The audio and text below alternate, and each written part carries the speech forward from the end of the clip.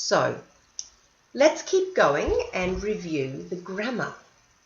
We've already done first conditional. What about second conditional, which is unreal? Unreal situations. Remember, Luca cannot go to Mexico. It's too far away. Many of these situations are imaginary, only in our mind. And they are very, very unlikely. His boss only said 2 weeks off. 3 weeks off is extremely unlikely. So Lucas said, if I had enough time, I would go to Mexico. If I had enough money, I would take an extra week off so I could see more of South America. Remember Amy? She wanted to go to Oxford, but she didn't get into Oxford. She's planning to go to Australia, so it is very unlikely she will go to university. If I got into Oxford, I would stay in England. If I had friends in Leeds, I might go to university there. So what's the difference? Let's look at the form. If plus not present simple, past simple, comma, and then would or could or wouldn't. You can also use might sometimes. Here are some sample sentences you can read later. And just like first conditional, you can swap the clauses. Remember swap? Change the order. So, remember in this one there is no comma.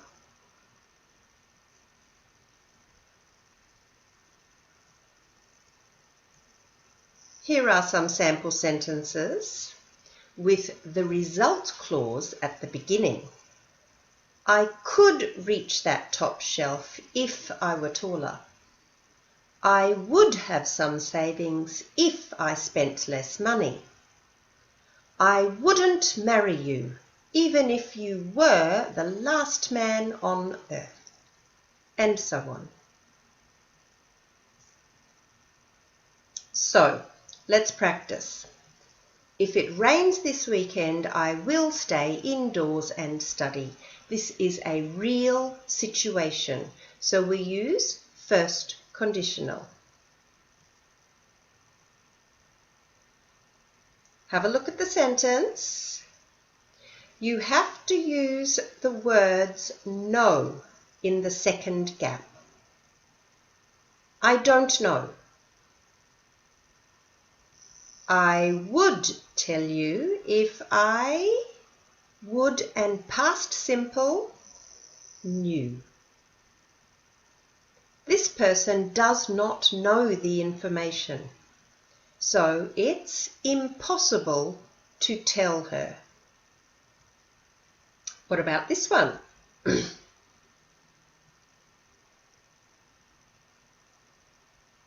You have to use the words do and win, and this is extremely unlikely. So the answer is, what would you do if you won, past simple, $1 million? Oh, these girls look like they're doing their homework to me. It is a real situation. If you help me with my homework, I'll or I will help you with yours. Oh, we're looking for Mark's house here. It is a real situation. However, look at this sentence. Which way you to Mark's house if you a car? Now, she does not have a car, so she's only imagining going to Mark's house in her car. Which way would you go to Mark's house if you had a car? She does not have a car. She can only imagine. Oh no, this girl looks very upset. You have to use the verbs get. And the answer, Emily will get a new boyfriend if she gets over this one. And as we all know, we usually move on. Now here is a little table just to help you finish off. Excuse me. If present simple, comma, will for first conditional. And if past simple, comma, would or could for second conditional. So there's a couple things to remember.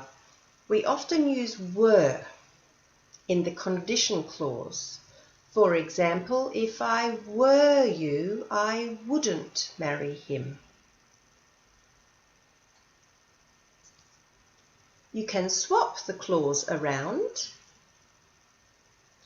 and you can use when in first conditional if the event is definitely going to happen. For example, down here, when we get home, I'll cook dinner. This is definite. And don't forget zero conditional. I haven't mentioned that yet.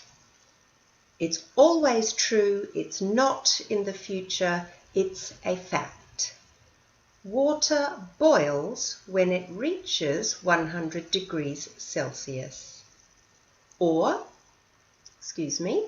water freezes when it reaches 0 degrees Celsius. This is a fact. You don't need will or would in English. I get angry when you leave a mess. There's no time here, it's not future, so just use present simple and present simple with when. That was a lot of information and a lot of practice. I really hope you now have strengthened, made stronger your understanding of first and second conditional. So, will I see you next time? If you are not sick or on holiday, I will see you next time. But if you were sick or on holiday, I wouldn't see you next time. Bye.